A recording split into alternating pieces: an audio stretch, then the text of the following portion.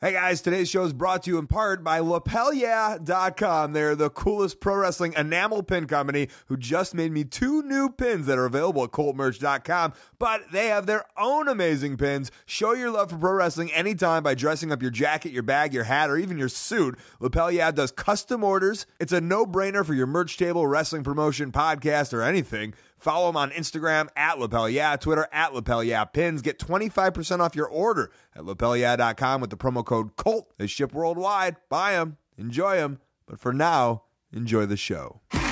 This is The Art of Wrestling with professional wrestler Colt Cabana. It's Colt Cabana. All right. How you guys doing? Come on in. Sit down. Relax. You're about to listen to The Art of Wrestling. Professional wrestling podcast. It's a life podcast. It's a personal journal. It's an entryway into the minds, the souls, the hearts, and the lives of the people involved in the world of professional wrestling. I am your host. My name is Colt Cabana. I'm a voiceover artist of some sorts. I'm a podcaster. My throat hurts, but I'm still talking. I'm a throat herder guy, which sounds like sheep herder a little bit. Most importantly, though, I am a professional wrestler, and I am sitting here live in my studio apartment in Chicago, Illinois. Before I go any further, this is fan supported and listener supported podcast supported by people just like you. Give it to you free of charge every single Thursday. ColtCabana.com, iTunes, SoundCloud, wherever you get your podcasts from. A couple great ways that you can support, rate, review, and subscribe on iTunes. Tell a friend, tweet it out, Facebook it out. You know the drill. Best way that you can support, ColtMerch.com, DigitalColt.com, t-shirts, buttons, pictures, posters, DVDs, digital downloads, 2 new enamel pins that are fucking rad as hell. It's all available at ColtMerch.com, DigitalColt.com. Hey, here's a cool one today. Well, I will tell you that this is, when you do these gigs, I've gotten gigs, and just like the beer one, you sign these things that say you can't talk about anything, so I don't know what I can really talk about, but I was in a booth in downtown Chicago in a recording studio that was way higher quality than what's happening in my apartment right now, and I was yelling and screaming at the top of my lungs for 2 straight hours. So the voice is gone a little bit, but most importantly, the back of the throat, there's a little thing in the back of my throat that's like sore for some reason. They were giving me tips on what to do, but you know what I'll do in all honesty? Probably nothing, because that's the way I kind of do it. So smart move by me. I was going to record this last night, and then I just got so lazy that I didn't, and now I recorded after a 2-hour yelling voiceover session. But I think I'll be able to get through the opening here and the end. That isn't too hard. You're going to listen to a podcast today with Alex the Pug Pourteau. Now, I might be aging myself because I was super excited to have Alex on the show. I remember when Alex debuted in the WWF. I remember him on Global Wrestling Federation on ESPN after school. I remember. I hope you remember. And until I get Tom Brandy on the show to discuss coming in on a very low level in the WWF or WWE, Alex is the one that I can relate to, that relates to me, or our stories are kind of mix and match the best, I think. Tracy Smothers was on, but Tracy, I'm sure we all know Tracy. First of all, Tracy was on a long time ago, probably 6 years ago, but also he's a little different than most of us in the world of wrestling. Alex is completely on the level. He's all there, and we do talk about the similarities, or at least I bring it up. I don't know how familiar he was with the old Goldman run, but as he talks, it sparks a lot of similarities for me, and so I can relate a lot, and we'll talk about that. But this is a guy who's been in wrestling, has been around wrestling for a long time. He's been in the business, and this is his story. Some of us only know about an 8-month stretch or whatever it was, a 6-month stretch, or a couple of times on TV. But I think that's the point of the show, is that there's so many years and so many little places and so much struggle besides, or whatever it builds to get to that very point. As for me this week, I had 3 shows, and this is kind of new for me and kind of weird. I had 2, Milwaukee and Minnesota, where I didn't put on the spandex. I didn't put on the baby oil. I didn't have to stretch at all. It was just me and Ian Riccaboni calling the wrestling action in a place where I'm a little torn. I don't know. My body's not hurting. My voice is a little sore, but I'm so used to coming to these shows and wrestling. And obviously, I love the thrill of wrestling. I love the idea of making the crowd react and playing with the crowd. That's what I love. So it feels just weird to come and not do that. It feels very weird. Also, I feel bad that I'm saying that I'm coming to these shows, and sometimes people don't have the opportunity to meet me. Believe me, if I am announcing, I will always stick around the desk at the end, and you're more than welcome to come up to me, and I'll take pictures and sign autographs. It's probably a better deal. I think they do a charging thing at Ring of Honor, but I'll just hang out.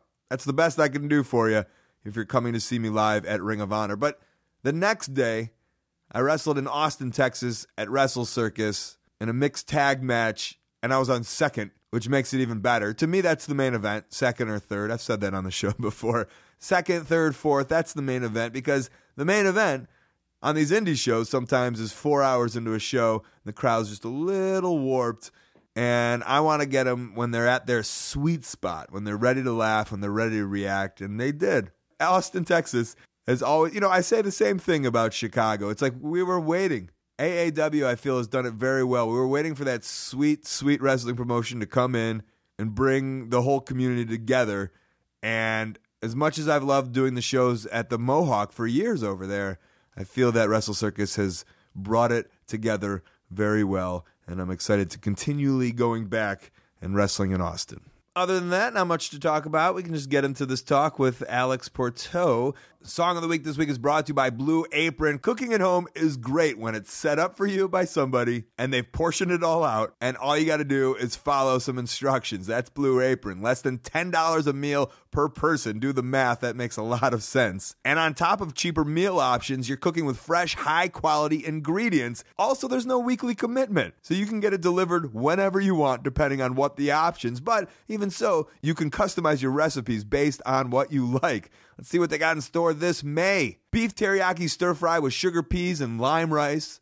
Baked spinach and egg flatbread with sauteed asparagus and lemon aioli. 3 cheese and baby broccoli stromboli with tomato and oregano dipping sauce. And crispy salmon and roasted potato salad with pickled mustard seeds and creme fraiche sauce. I want it all. Check out this week's menu and get your first 3 meals for free with free shipping by going to blueapron.com/Colt. Make some meals at home. blueapron.com/Colt. Blue Apron, a better way to cook. The song this week is by an Atlanta-based band called the Tone Deaf Pig Dogs. What a great fucking name. I don't think they're doing stuff right now, but you can still buy their albums, the tonedeafpigdogs.bandcamp.com. I can picture his LJN right now.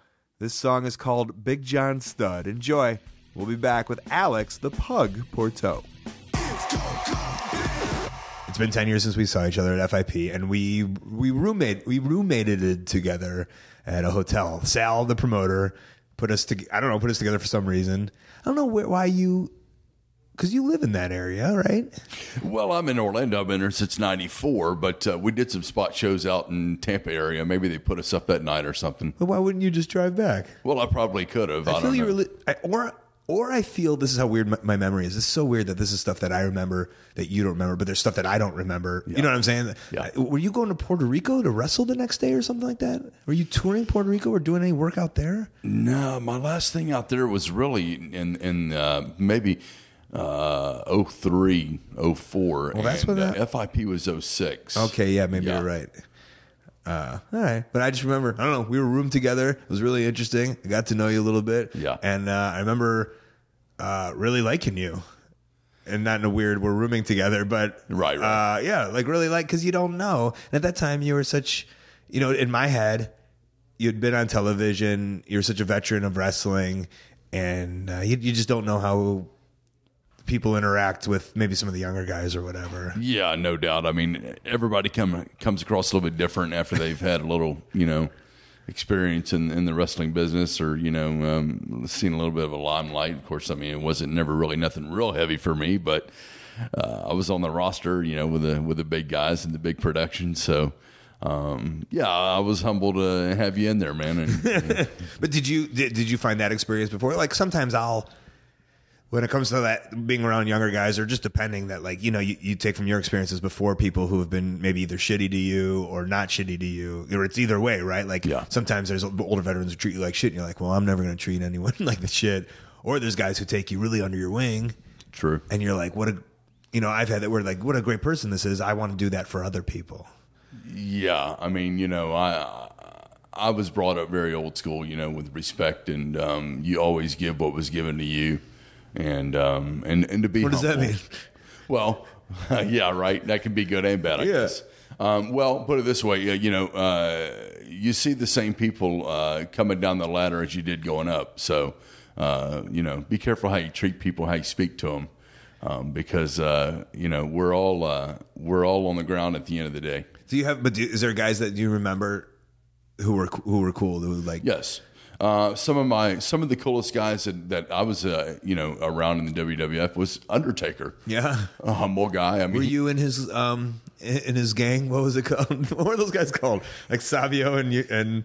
No, I wouldn't particularly say that. But I met Mark in Dallas in '87 when I broke in when he was Mark Calloway, and just a lot of respect there and good history, and so we knew each other, from the past. So that always helps out a little bit. But and you were in WWF what in the 96, 97. Okay, so he had a lot of power there. Oh yeah, at that time. Yeah, and like. Yeah, him and Bradshaw were the ribbers of the locker room. Yeah, notorious. Yeah, and luckily you were on the good side of him. And Bradshaw's a Dallas guy too, so he knew. Did you know him too from then? Yeah, actually, Bradshaw and I, he was in Dallas, and well, I don't think he was in World Class, but he came in a Global whenever I got back from Puerto Rico in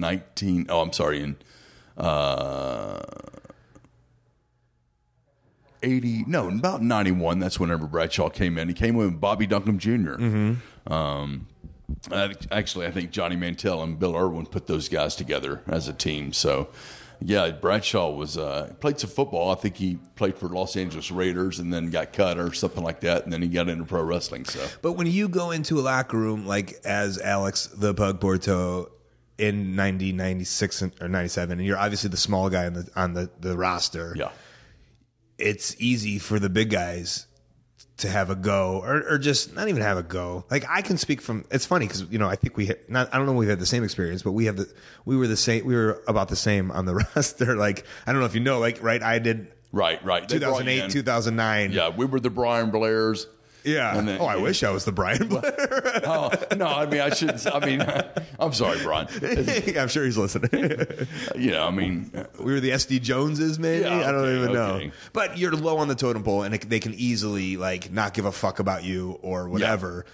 But you had these guys that you had been around who knew you were a good dude and knew you could go, right? Yeah, and that helped out a lot. I mean, I was 25 years old in 96 when I went in there, and it was pretty intimidating. I mean, Vince has a pretty serious roster up there, and, and I'm 5'11", 235. I mean, most of those guys up there are dinosaurs, and you walk up to...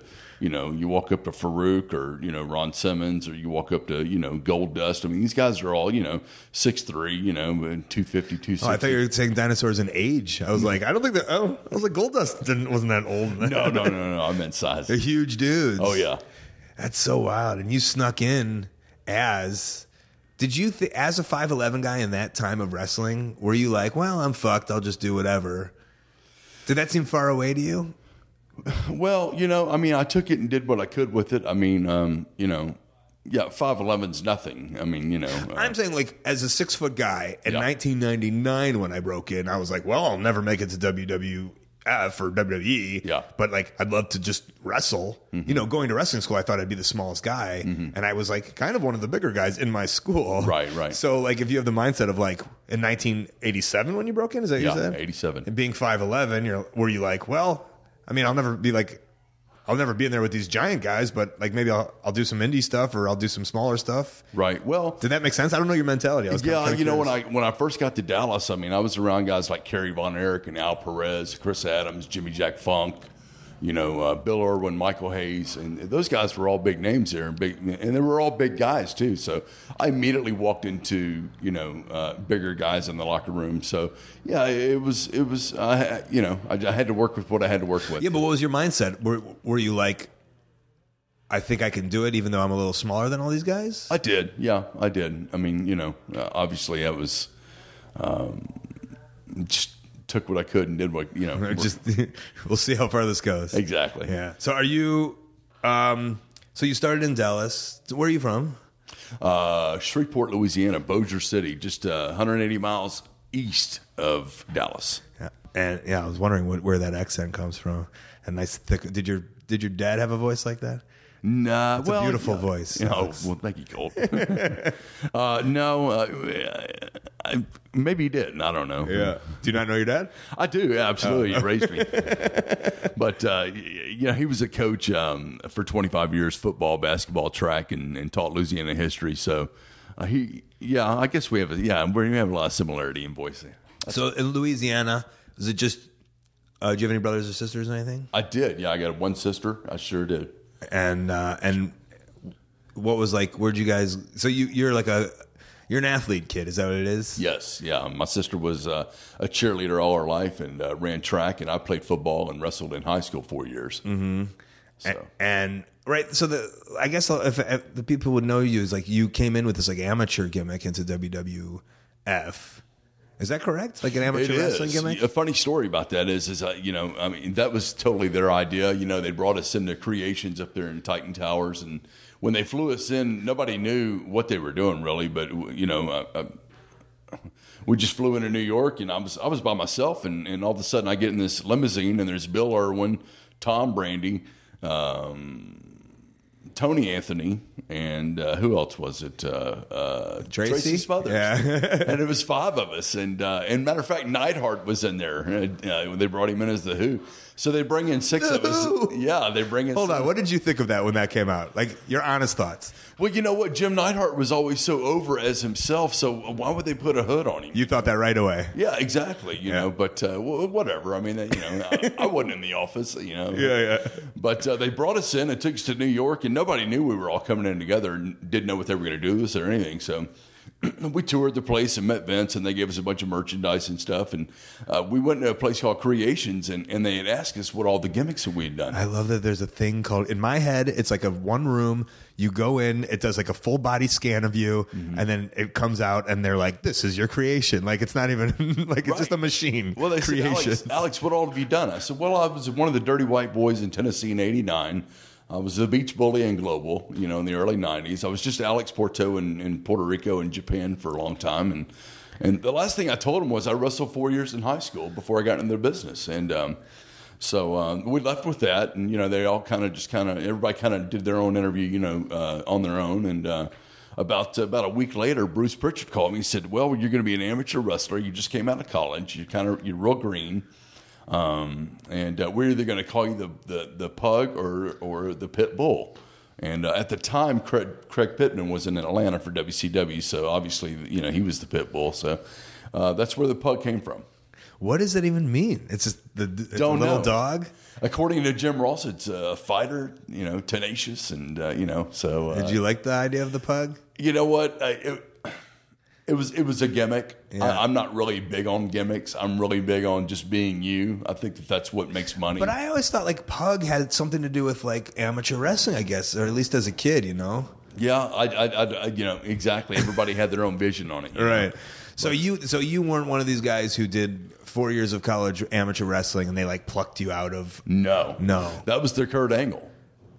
They saw me and then they thought, well, heck, let's go get a gold medalist and see what we can do with him. Was it around the same time? Well, as soon as I left, they brought Kurt in. Right. So I was, whatever. That's okay. I'm not Kurt Angle. I wasn't an Olympic star. I wasn't a gold medalist. Did you didn't even do college? No, just 4 years in high school. Were you just like a regular amateur wrestler? Just a regular amateur wrestler in Louisiana. Were you any good? Yeah, I was real good. Okay. Yeah. Did you take offense to that? No, not at all. No, there was a drawback because I was about 210 in high school, and we would have wrestle-offs, and meaning that the other guy was about the same weight. So if he won, then he got to choose who he wrestled, and then if I won, I got to choose. But sometimes I got stuck with the heavyweight. So those guys were up to like 270, 300 pounds, and I did get beat occasionally because my gosh, the weight advantage. I mean, they just sit on you, you'd be done. But so then, where does professional wrestling come into it in Louisiana? Well, as a young man, in about 8th grade, in early 80s, Mid-South Wrestling was there, and they ran TV there every other week, and they ran a house show every other week. And I grew up watching Terry Taylor, Kamala, Mr. Wrestling 2, Junkyard Dog, Magnum TA, Dusty would come in, a Midnight Express, the Fantastics, and that was a really, really solid territory, And at the time, I thought, oh my gosh, what a way to make a living, man. What, in 8th grade? You thought that? Yeah. I thought, well, heck, I mean, I'll just do this. Right. And I fell in love with it. And Did you go to the matches, or did you just watch it on TV, or was it? I went to the matches. I took a cab down there because As a kid? Yeah, my dad was a coach in junior high school, and after school, after football practice, he'd have to bus the guys home. He didn't get home till like 7:00 in the evening, so I would take bubble gum to school and sell the gum so I could get a cab fare to the building. Well, where'd you get this bubble gum from? Well, I'd go get it at like Kroger or Walmart, wherever. On the cheap. Yeah, and then I'd double the price. Bump up those prices. Yeah, I'd buy for $1 and sell for $2, and at the end of the day, I had $20. Which is the same thing Jerry Lawler was doing at the gimmick table that night. Or whatever. Ricky Morton was doing the same exact thing, right? Yeah, selling merchandise, and I was selling gum to get a cab fare. Yeah. No, he was selling gum, I'm sure, at the gimmick table. Okay. Just trying to make some money. And so you just go by yourself. You didn't have a wrestling buddy or anything. No, I would take a cab down there, and then there was always friends there that I met, and I'd always end up getting a ride home, and so I just had to get myself there. But other than that, you could figure out a way home. That's right. At 8th grade, was there weird old creepy people taking you home? Like hindsight, looking back? No, some 30-year-old dudes. It was actually DiBiase and I shouldn't say that. Or Steve Williams. Yeah. He always had a few rats laying around. And they would like, oh, this little kid. Yeah, this little kid. Oh, let's get him to the house, young man. And then we'll go over to the wrestler's house. Yeah. And we'll go back to the hotel. That's funny. And so then through high school, while wrestling, you're just like, I can't wait to be older to start wrestling. Yeah. I started training when I was like a sophomore in high school. Really? Yep. Right around the corner at Barksdale Air Force Base, there was a guy who had a ring out there in a horse barn. And they really didn't know what they were doing. Just had a ring. We'd go in there and lock up, do arm drags. But how'd you find this? Just a little local. I really don't know. I think maybe I just saw them running down there or something. Maybe they ran a show or something. They invited me over. Was this like a case of like it just dropped into your lap, and had this never came, you would have like seeked it out later? Do you see what I'm saying? Because at 16 or just sophomore in high school, 15, that's kind of young. It was, and I was and there was nowhere to go around there. I was very fortunate to even find that. Although these guys had no clue what they were doing, Right. They thought they knew what they were doing. So after my first match, my first match was December 17th in '87. Take me through going into your first match. So what happens? You're half-ass training with these guys. Yeah, and the guy's name was Rainbow Brown. What color was he? He was a black guy. Okay. Yes, and he was, and back then he was considered a pretty decent guy. Although Decent wrestling or a nice human being? Well, both, but wrestling also. Okay. But anyway, come to find out later, I thought he was good. Oh, he's a piece of shit. Well, I'll say it. You don't have to say it. Yeah. I had my first match, and then there was a guy that had a gym in Bossier there. His name was Jim Starr. He's one of the hangmen out of the St. Louis territory back in the early 70s and stuff. The Texas Hangman? No, Jim Starr, Jim the Hangman Starr. Okay. He was one of the mask interns. And all the boys knew him. They all came to the gym and trained. I love that there's interns for wrestling. Yeah. Like if you're they grabbed a college intern for professional wrestling. Right. But he couldn't see he was in college, so that's why he wore a mask. And he couldn't. Well, they were.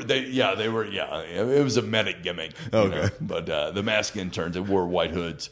But he told me, I took a tape down there, my first match. He said, you know what? You got a lot of good stuff, but, I don't see any high spots in here.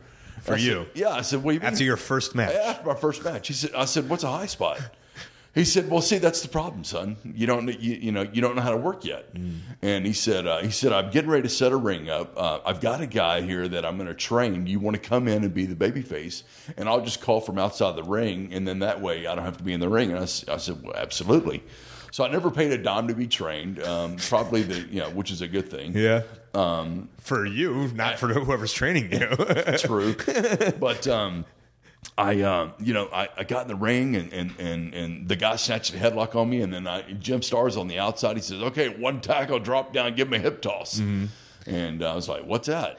Oh, so you didn't even know that stuff. Didn't even know that. No, I didn't know what that was. Wow. You know? So the first thing I learned was a tackle, and then a drop down. I gave the guy a hip toss. So now he was doing that in Louisiana? In Louisiana, 2 miles down the road from where I was raised. Jesus. So you're really lucking out. Very, very. That first match you did, it had to have been an awful show, right? Well, you know what we did was, Because you were awful. I was, yeah. I know this just from at this the conversation. At the time, like all these kids do now that aren't properly trained, Yeah. they think that what they're doing is good. Yeah, but the fans who are paying money. Sure.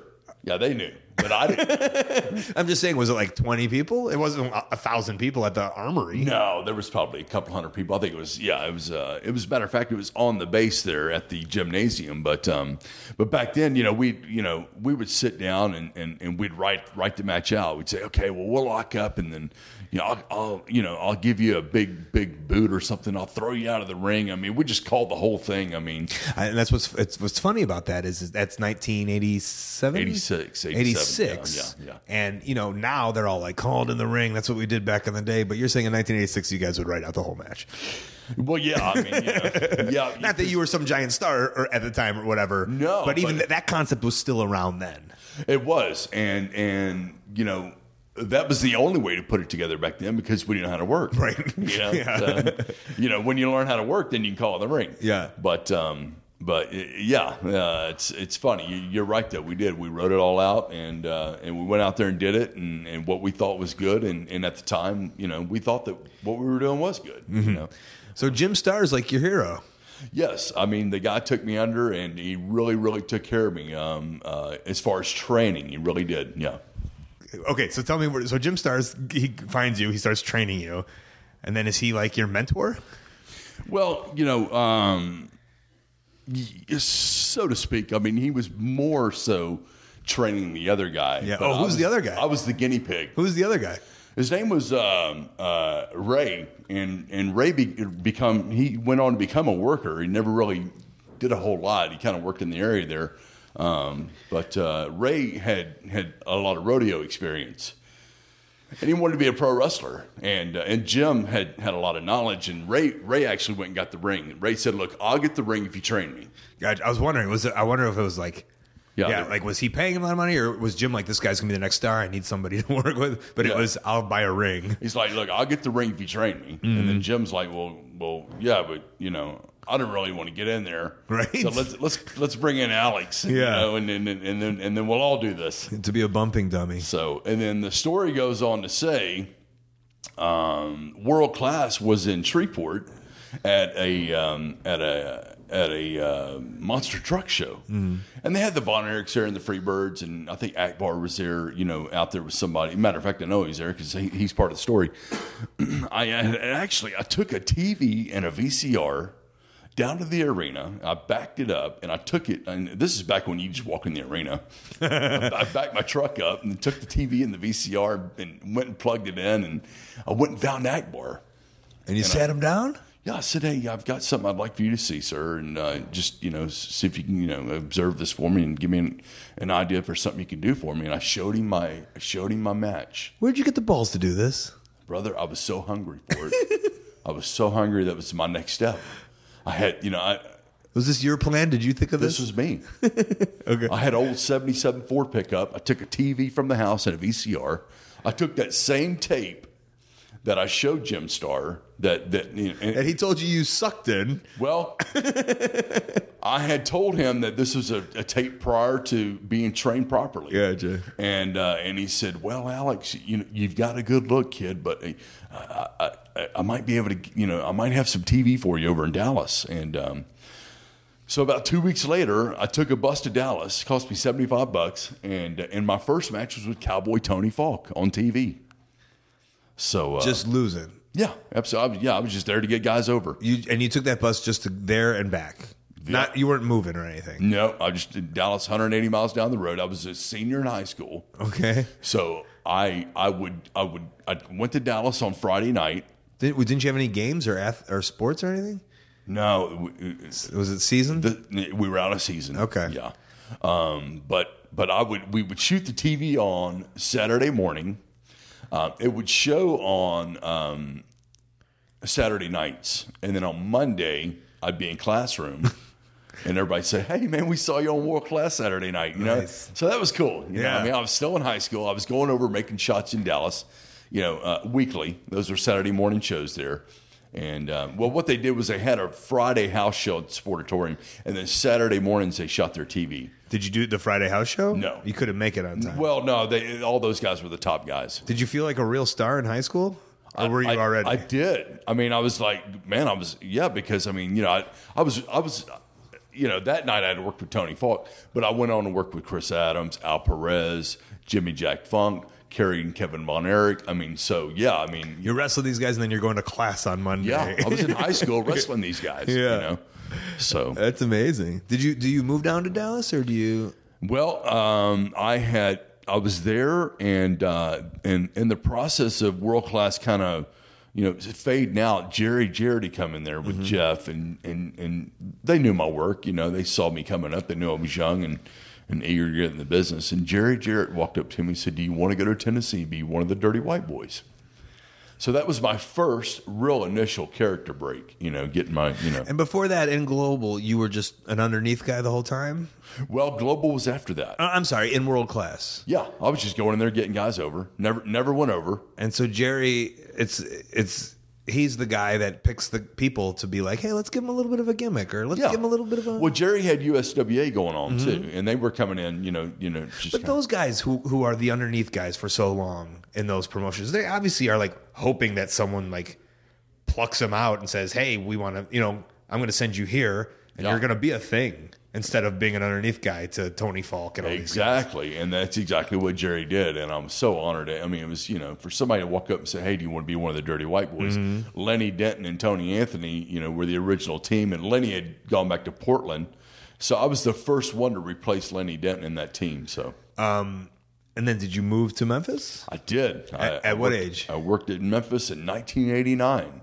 I was 19 years old. So what did you say to your parents? Hey, I'm moving for wrestling. Yeah, I told my dad. I said, "Dad, this, you know, is a territory up here. You're based out of Nashville, and they run Nashville and Memphis and Louisville and Evansville, Indiana." And I said, "You know, this is my break. You know, my first break for right now, anyway." And yeah. Because and you correct me if I'm wrong. Can you make enough money to rent a place and do a thing and have a life? Like, you know, you hear things that money isn't the most spectacular. In Memphis. I was probably making $350-$400 a week. Oh, were you surviving? I mean, were you surviving? Did you have a place? Did you rent a place? And Well, there's 5 of us in a room in Nashville. Yeah. You know, that's how you did it. is that real? Yeah. Who was your roommates? It was 5 in an apartment or in a room? Or you just in get a hotel room with 2 double beds. Oh, 2 guys on a bed and 1 on the floor. on the road or like? No, we would come back to Nashville almost every night. And so, but you would rent a hotel. So no one wanted to get like a full-time apartment. No, we didn't do that. So you guys, I was in there with Mike Awesome. yeah, who's a big fucker. Yes, he was. Cowboy Randy, which, you know, I don't think he really ever became a whole lot. So probably a lot of guys don't know him. Let's see, Sweet Daddy Falcone. Yeah, I love Sweet Daddy Falcone. Yeah. Let's see, and then his partner, I think, Kenny the Stinger. And so you guys would share a bed and one on the floor for Something like that. We for life? rotated out Forever? Yeah. Well, I think I was there for probably, I don't know, maybe 6 months or so. For 6 months, you're doing 2 on a bed, 1 on a floor. Yeah. Everyone's just knowing they're going to starve.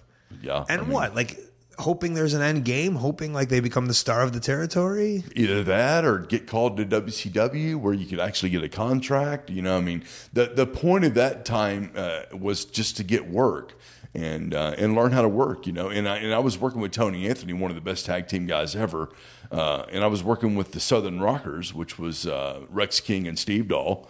So, you know, it was a big stepping stone for me, you know. And I was also working with Bill Dundee and Jeff Jarrett and, you know, and then on Saturday mornings, you know, they would give us underneath guys. So I went from being an underneath guy to one of the top guys. Yeah. You know? And so, and I like, I'm mentally picturing like doing those, because I did some of that stuff too. Like the idea of on all these small shows and traveling around, like, were there people that you were like watching that you were in awe of, that you were like I want to emulate them, or that's where I want to get to be. Like, who was on top? Was it? I mean, in that territory or just in general? In that territory, on the shows you were doing. Well, Lawler was always there. Right. Yeah. I mean, would you be in awe of Lawler watching how just over he got and how he did it? Or yeah, because I mean, he would hardly even bump. I mean, even then he figured it out, didn't he? Oh my gosh. He really did. Yeah, I mean, one of the best workers ever. Kind of a dick. Yeah. I mean, he really is. Sorry to hear that. Yeah, well, Yeah. Anyway, I guess he's one of those guys he either likes or he doesn't. Yep. Whatever. But we've been around. We all. You got those people that like you, and if they don't, you're like, fuck that guy, right? So anyway, yeah, there was a lot of good experience in there, and I really enjoyed it. I mean, Jerry went above and beyond and did that for me, and it was good. And then what was the next step? It was Global then Puerto Rico? Or? No, I had actually went from there down to Houston with Booker T and Scott Putsky's father had a school down there, and Chaz Taylor's dad had a school down there, Tugboat. So I was working out down there with Tom Prichard. Tiger Conway Jr. was always lived there. Do you remember him? Mm-hmm. And Chaz was there, and like I said, Booker and Ahmed Johnson was coming out of there. Tony Norris. Mm-hmm. So here, this was like 1990, and now keep in mind, Akbar had got me my first spot in Dallas, and then I went with Jerry to Tennessee, and now I'm back in Houston. Well, Akbar was out in Puerto Rico booking the territory for San Juan, which I had no idea where that was. I'd never been anywhere besides Louisiana, Texas, and Tennessee. And so I finally get a hold of Akbar. I'm on a payphone with him in Texas, and he said, Alex, I might have something out here for you. And I said, oh, my gosh, it's great, Ak. What interstate do I take out of Miami to get there? That's great. I just thought you head south out of Miami to get to San Juan. You'll get there. He said, no, kid, you got to get on a plane to come out here. And so I guess it was probably a few weeks later I got on a plane, went to Puerto Rico, and that was in 91. How long did you stay there? I was there for 2 years. So you got on a plane with your wrestling gear and anything else? Got on a plane with my gear. And your TV and your VCR? No, I didn't need that no more. Got on a plane with my gear, went to Puerto Rico, and... Did you think you were coming back the next week? Didn't know, but here's how it works there. The marks are smart there. If you know how to work, they'll keep you. I went in the office about a week later. I saw Carlos, and he said, "You're doing good. We want you to stay." And I stayed there for a year, and then I went back home for about a month, and then I came back for another year. So what did you do? You just bought a bunch of clothes and it started piling up, like because if you just go there with your gear and maybe some shirts. I went there with the gear and probably about a week's worth of clothes. Okay, so when we all stayed right there on the beach there at the Dahlia Kingsay, and that was easy territory. I mean, all the towns were a couple of hours apart, and nothing too far because the island's real small. But we do TV on Wednesdays, and Thursday through Sunday we do house shows. So I really, really learned a lot out there. I'll tell you why. Because in Tennessee, all the boys were together in the back for the most part. See, it was easy to go over your stuff. But in Puerto Rico, there was a big language barrier, and all the boys are separated. Mm-hmm. A referee would come over with a finish on a recorder, and it'd be in Spanish. So the referee put the finish up to his ear and listened to it, and then he'd reiterate it to us in English. Right, which probably got lost in translation a lot. It did. It did. Yeah. But so in Puerto Rico, you would just go out there, and all you had was a finish. Yeah. And that's how you learn how to work. Yes. And my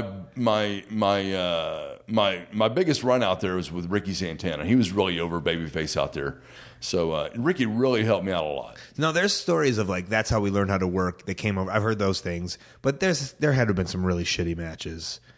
Yeah, there were. If the guy's just if he doesn't speak English and you don't speak Spanish and all you know is a finish. Yeah, there's had to have been some real poopers, right? There was, but for the most part, guys knew how to work. So, if something screwed up, they'd just snatch a headlock and then they'd regroup, like we were all taught. But the matches couldn't be too exciting, right? Or did they not care? Because you said the fans were really smart out there. So it's like, I'm sure they'd want to see good matches. They did. I mean, and if they didn't, they'd get back to the office because the office, they were at the show every night. Yeah. But I'm saying, I mean, I guess, fair enough. Like, but it's not like you couldn't have like these great elaborate high spots. It's all just little things in the ring. It was, but like, Ricky Santana spoke good English. So that was a big plus for me. Gotcha. So, I'd roll in the ring and hadn't heard anything, other than the finish. And then, Ricky'd say, grab a headlock, and then he'd call this high spot. And then, after he bang, bang, bang, bang, he'd say, get the fuck out. Yeah. And then, it was fairly simple. I'd roll in, we'd lock me, he'd cut me off. Yeah. So you're getting seasoned, like, great. You're doing this, you're on the road, Memphis, Dallas, Puerto Rico, all these, and just work. And of course, I've always said, like, but it's really important that people know, like, that's how you get good. Yeah. You just do it a lot of times. That's right. Right? Yeah. And then what's the next step? Well, I actually met a lady out there. She was 21. I was 19. She's now, I took her to Louisiana. We got married in 94. We've got 3 kids. We're still married. Hey, that's wonderful. 25 years. A Puerto Rican lady. Puerto Rican lady, Oh, yeah. cool. Hot-blooded woman, my gosh. Sorry. Yeah. Anyway, the next step was I went back to Louisiana briefly, and Global was starting up, and so I always knew I kind of had a spot over there because I kind of started there, and Akbar was already back in there from, Dick Murdoch was actually finishing up the booking in Puerto Rico whenever I was there on the second year. So whenever I got back to Louisiana, Akbar was still in Dallas. So I naturally had a spot there because Akbar knew, what I'd done, and he always had open arms for me. So I went back to Global there, and that's whenever Michael Hayes was booking. Is that what was it on ESPN when you were there? Yeah, that's when it was. Yeah. Did you notice, like, anything different in your career, like? Because, I mean, listen, I used to come home from high school and watch it on ESPN. Yeah. And you couldn't watch anything else on ESPN. It was an amazing time slot. 3 o'clock every day. Yeah. Did a lot of the guys start seeing differences? Did they know the ability of that? Was it a thing, or was it just like, this is another territory and it just happens to be on that show?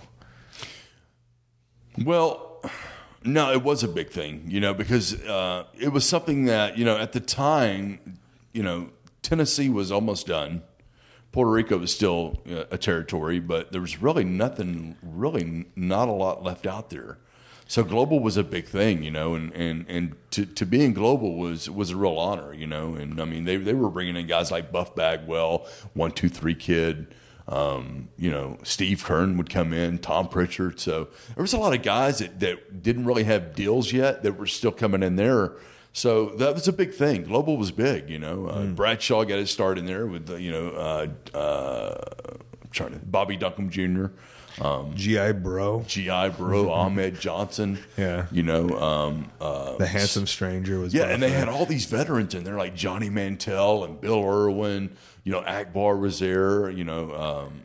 Kevin Von Erich was still around. So we had all these guys that were mentoring us in the locker rooms and helping us out. They were agents back then. And of course, it wasn't really their role, but that was just kind of naturally what they did. They helped us out, and when we'd screw up in the ring, they'd call us out on it. And so when you got that meeting or whatever, and you went to the creation team, the creation pod, you were the only. Everyone else, I felt, was like, because of that era, everyone else was kind of a Cornette guy, right? Like, that's what I felt like. Hey, and you'd hear these stories of, like, Smoky Mountain's kind of going down. Can you start using our guys? And they had, like, this big influx of, like, kind of lower tier guys, you being one of them. Right. But were you the only one from, like, Global? Like, well, let me back up a second. Okay.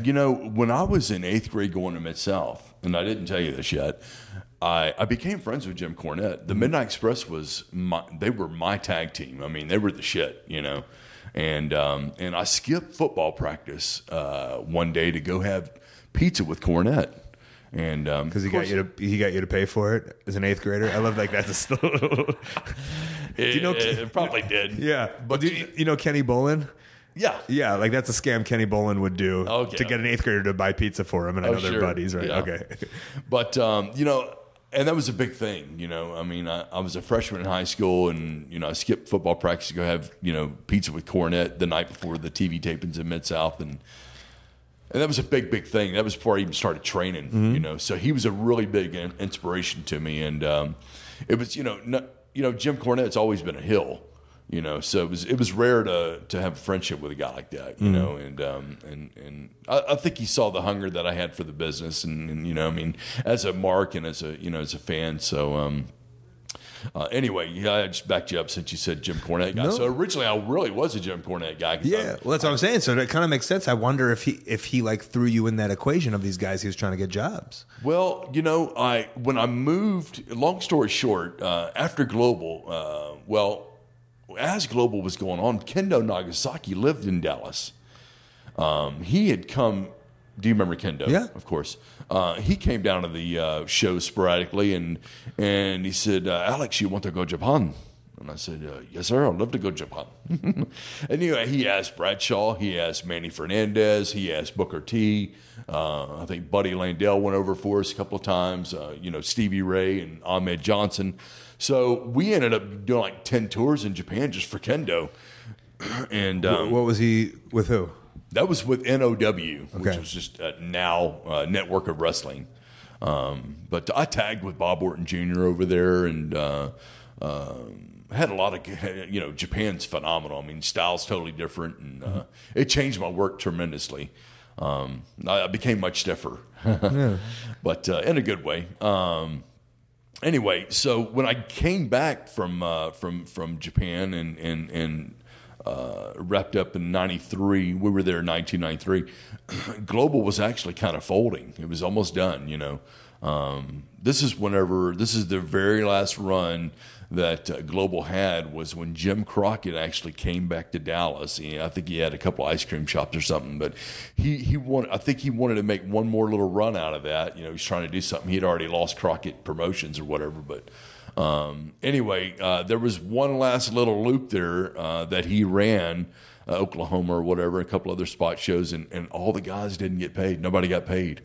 So that was the total end of Global. Yeah. And that was in 93 and 94. I'd moved to Orlando, and I'd never worked for WWE or WWF, but they were in Texas, and I forgot how I got on the show, but I ended up working with the Godwins in San Antonio in a tag.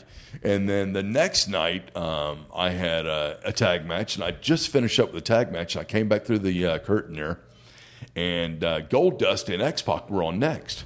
Well, X-Pac's his neck was hurting. So they said, "Hey, Alex, can you run out there real quick and work with Goldust? His finish is a curtain caller." I said, "Sure." So I ran out there, and Goldust music's hit, you know, and we went out there, and you know, we worked 6 or 8 minutes, and I think the office was impressed. I love it. They said, "Damn, this kid can work." But the idea that all those things that we talked about in here, it all set you up for that. Working on the fly, working in with the Spanish dude, with the referee, and like that's how, like, you can't. Nothing prepares you except just experience. That's exactly right. Yeah. And Bruce Prichard walked up to me and said, "Listen, we might have something for you. I'll let you know." I said, "Wow, great. Thank you so much," you know. And then I got a letter in the mail. WWF is highly interested in you, blah, blah, blah, blah. We are going to bring you into New York, such and such date. Here's your plane ticket. And then that's whenever I flew into New York, and all 5 of us met the same little area there, and we got in a limo and went to Titan Towers. Now, like, the run wasn't that long, but none of those guys' runs were long. No. What was your kind of? I'm intrigued about like how, like in your head, were you like, I'm starting small, but I'm going to build up, or did you get like a formal release, or?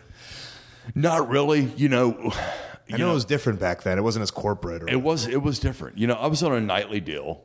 You know, so if you worked 4 or 5 nights a month, I mean, you know, you were getting by. It was no huge deal. So you didn't even really make that much money with that. It wasn't a lot of money. Yeah. But, you know, they flew me in, gave me a room, put me in a car, and they gave me a certain amount a night. It's $500 a night, I'll just tell you right now. Yeah. So, but you know what? To me, at 25 years old, that was a start.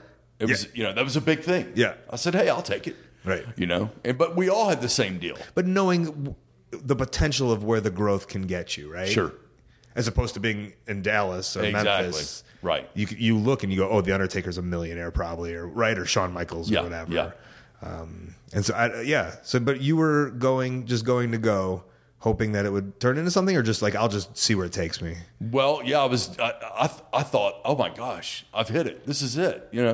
I mean, I've been flown in. I've offered. This is my first deal. I mean, now all I got to do is get over, and the money will come. Right. Well, to get over, they got to get you over. Yeah. Yeah. And so that was the drawback. When on Monday Night Raw, they would say, "Hey, you got about 4 minutes with Farouk. Just get with Farouk." Okay. Well, Did you ever have any vignettes or anything? No, no. You just kind of showed up cold, right? Now I did on a pay-per-view for In Your House. What's the name of that? One of the beach things up in Ohio. I don't know. I don't know. Anyway, I was building a sandcastle. Pettingale was running around, and me and Sonny were doing a sandcastle or whatever. And that was the night that Freddie that T.L. Hopper was in the pool with Jerry Lawler, and Lawler went to the bottom and pulled up a Baby Ruth. Yes.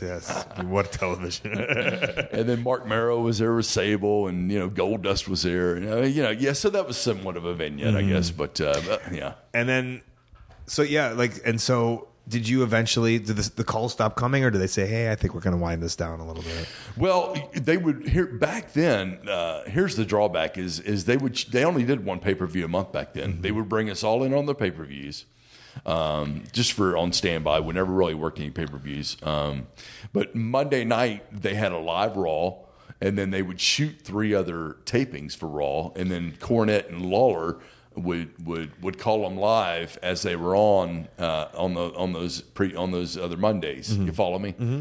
So we were only out Sunday, Monday, Tuesday for the TV, and then when they were in Florida, which is where I lived, for their house shows, they would use me. And if they were in Pennsylvania, they'd use Tom Brandy. If they were in, wherever all the boys live, wherever Bill Irwin was, they would use the Goon, So it was dwindling down even as you started.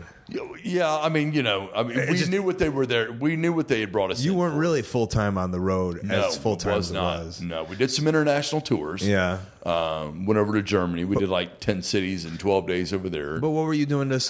At this point, you had a wife, right? And maybe a kid. I don't know. I just had my daughter in '97. Yeah. So were you wrestling? Were you taking bookings other places, or did you get another job? Or yeah, I had a job. Right. You did have another job. Yeah, they're here in Orlando, and doing what? What was I doing? I was working at Budget Rent a Car at the Orlando Airport. I love it. Yeah, while on television. As a star. I just doing what I had to do. Realistic, yeah, of course. And it was tough. You're a star on TV, but now you're customer service during the week, I had to do what I had to do. You understand the reality. But that's one reason why, they always tell you, hey, never get married, don't buy a house, don't have kids. Yeah. Because then you got all these obligations, But, you can't really stand around and not do that because you're going to blink, you'll be 40 and you wish you had all that, But are you talking directly at me? Is that what you're saying? Is this staring at me as I creep into my... Oh, come on, Colt. You're what, 30 now? No, 30. I'm going to be 37 here in a second. Okay. Yeah. No, you don't look it. I'm getting there. Oh, thank you very much. And then, so, you get all these, after all of that stuff... Does I'm curious about where were you? Does it get depressing wrestling wise? I was hurt. Yeah. Or were you this is great? I got a family. It's like I made it, but I didn't. Yeah. And at the same time, all these guys that I broke into the business with, they would call me and say, "Man, you made it, bro. You made it." They would see me on TV with Triple H or Bradshaw or Farouk or whatever, going 4 or 5 minutes and getting the hell beat out of me. You made it, mm-hmm. In their eyes, I did. Mm-hmm. And you know what? In a lot of ways, I did. Mm-hmm. It was the best production I've ever worked for. We had some great. We had some good house shows. I worked with Neidhart in Miami. I worked with Doug Furness and Phil LaFawn over in Germany. I worked with, me and Bob Holly worked with the Smoking Guns. We had some good matches, but I was primarily there to get guys over. Now, on Tuesday nights, when we did Superstars, they would have guys get us over. Mm-hmm. So that was nice. Mm-hmm. We'd get the guys over on Raw, and then they'd put us over on SmackDown. So, and then, but you're that was 96, 97, but now you're still in it. Yeah. You have a school. Let's promote the school a little bit. Okay. And a kind of a promotion, right? Yeah, it's Pro Wrestling 2.0. We launched it about 9 months ago. You can go to www.prowrestling20.com and look us up. We just ran our biggest event of the year Tuesday night. And you're training, but you have a school too. Well, I do, sporadically. We have Santana there on Monday nights, and then Tuesday night we have Sammy Callahan open ring night, and then Wednesday night we have Jesus Rodriguez. So we've got a little bit of a twist there. We got the Divas on Mondays, and we got Sammy on Tuesday, and then we got the Lucha stuff on Wednesday. Right. So if they can't make it or whatnot, then I'll roll in there and But I mean, are you still now? Do you still wrestle? I do. Yeah. So you're out still. Well, I don't take a whole lot. There's not a lot of money out there anymore, right? And just to be frank with you, but I think I've got something coming up in Germany. Oh, nice. Yeah, and we'll see what happens over there. But you it's still in your. You still. I mean, you still want to. I still want to get in there every now and then. And, I do. Yeah. I love the business. Right. I really do. I don't mind taking any bumps. But it's got to be good for both of us. Yeah. You know. How But that is. but the idea that you're still. I mean, you're still a part of it, and you still find yourself climbing back towards wrestling a little bit, right? Yeah, I like to say that I want to give back to what was once given to me, and like you said, what is that? Well, it's where I was whenever I was 16, hungry for the business, and now I know what these kids are looking for too, and back whenever I was breaking in, you had to go work to learn how to work. Now you can join a school for a couple $100 a month and learn what took somebody 30 years on the road to learn, right? In just a matter of weeks. But it's nostalgic though. Like you look back to those times. And you remember how fun they were, right? Yeah. And the idea that someone, I'll do that all the time, is like someone that age is like, oh, I remember how much I loved it and like how little I made or whatever it was or wherever I was. But like, I love those ideas, that time of my life. And now we, whoever can help facilitate that for somebody younger, right? Sure. Yeah. Where are you at on the internet? Do you know? Are you an internet man? Well, we've got Facebook and Twitter and Instagram, Pro Wrestling 2.0. So Alex Pourteau is not. Yeah, you can look up Alex Pourteau. Most of that stuff pulls up. Yeah. But it's mainly Pro Wrestling 2.0. That's right. Yeah. You don't like tweet as yourself or Instagram or anything? Yeah, I do. It's on there. I mean, it's just so much to keep up with. All the postings and it's a lot. Open ring and Divas tomorrow night or Lady Warriors and that's part of the business. It is. That's flyering from 1987. That's the Right. equivalent of it now, right? Exactly. That's going out to the mall and handing out posters. Yeah, stapling stuff on telephone poles. Yeah, that's what it is. All the groundwork. Now you can just do it in your hand. It's much easier, right? Yeah. I appreciate you being on, man. Thanks, Colt. It's been an honor, man. I'm humbled to be here, brother. Yeah, you're great. Thanks, Thank you Alex. so much, man. Thanks. All right, another interesting story about a wrestler that maybe you didn't know the story about from the world of professional wrestling. We're all trying to just live out our dreams or do what we want to do, and these are our stories. If you're in Florida, I'm sure you will see the pug around town. Go say hi to him. Say hi to him on Twitter and Instagram also. All right, before we get out of here, let's get into some plugs and Upcoming events. All right, the best way that you can support ColtMerch.com, DigitalColt.com, Twitter and Instagram at Colt Cabana, Facebook /AOW podcast, also /Colt Cabana, my storytelling podcast, Pro Wrestling Fringe, plus past archives of this show, and they're ad-free on howl.fm/Colt. Use the code Colt, get yourself a free month. ColtWrestling@gmail.com is my very public email. Maybe a promoter want to put me on your upcoming show or convention. YouTube, I got a YouTube channel. Also, I got a regular website, ColtCabana.com. That's where you can send stuff to my P.O. Box. I love getting snail mail. Upcoming Sunday, May 7th, Wednesday, May 10th, Friday, May 12th, and Sunday, May 14th. Detroit, Toronto, New York, and Philadelphia, ROHWrestling.com. Friday, May 5th, Clive, Iowa, ProWrestlingRevolver.com. Saturday, May 6th, Chicago, Illinois. I'm doing a free podcast taping at Bric-a-Brac Records in Logan Square at 4 p.m. It is free. That night, this show isn't free, but it's amazing. AAWrestling.com. Saturday, May 13th, Westbrook, Maine, LimitlessWrestling.com. Friday, May 19th, Lakewood, Ohio, OldWrestling.com. That's old with an E. Saturday, May 20th, Rahway, New Jersey, WrestleProOnline.com. Thursday, May 25th, Berwyn, Illinois, AAWrestling.com. Friday and Saturday, May 26th and 27th, Cleveland, Ohio. Heading back to AIWrestling.com for the J-Lit 2017. That is the show for this week. Huge thank you to you guys at home. Thanks for telling somebody. Thanks for listening. Thanks to Alex Pourteau for coming on the show. Thanks to Couple Guy Jeff and Stu Stone, Kid Russell, Matt Jenkins on the music, Dane Miller with that tech. HighSpots.com are an amazing sponsor. They have an amazing VOD service where you can watch all your PWG and everything else that is cool, including $5 wrestling. They also got AMA knee pads, gear, mask, and wrestling rings if you need one. OneHourTees.com, they help run Pro Wrestling. Crate.com, they help run ProWrestlingTees.com. That's where you can support your favorite independent wrestler. TweakedAudio.com/Colt, the earbuds that I use get over 30% off and free shipping just because you listen to this show. All right, kids, that is the show for the week. I got to get off the mic. My throat hurts. I've got a bunch of other talking stuff to do. So we're going to get out of here. Call it a day. Nice talking to you. We'll see you next week, right? This has been The Art of Wrestling. For Colt Cabana, I'm Colt Cabana. Thanks.